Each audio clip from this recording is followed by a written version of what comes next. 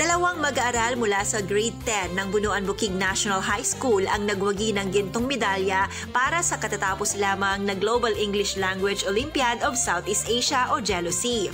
Sina Stephen Kish V. Casilang at Mel Havis C. Olivas na kapwa Science, Technology and Engineering students ay pinatunayan na pagdating sa English proficiency ay hindi magpapahuli ang mga Pilipino.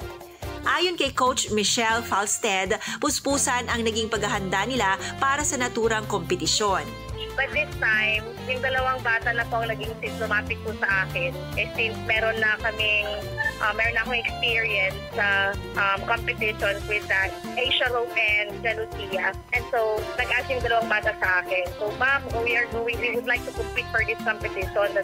Okay ako. Then, nag-prepare kami, binigyan ko sila ng mga reviewers, nag-search ako ng mga scope ng contest na yan, kung ano yung mga topics. And so, binigyan ko sila reviewers. After that, luckily, nakapasok yung dalawang bata natin. Dahil sa kanilang pagkakapanalong ito, sila rin ang magiging kinatawan ng bansa sa International GELOC na gaganapin sa Incheon, South Korea sa April 2 hanggang 5, 2025.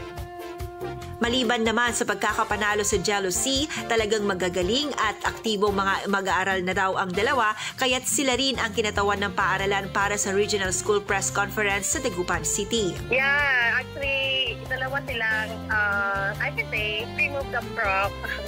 They're also writers. Actually, both of them are my journalists din. Writers po sila sa aming school paper, and they also competed for the Division School Press Conference. One of them, Mel Javis, was awarded the first place in column writing.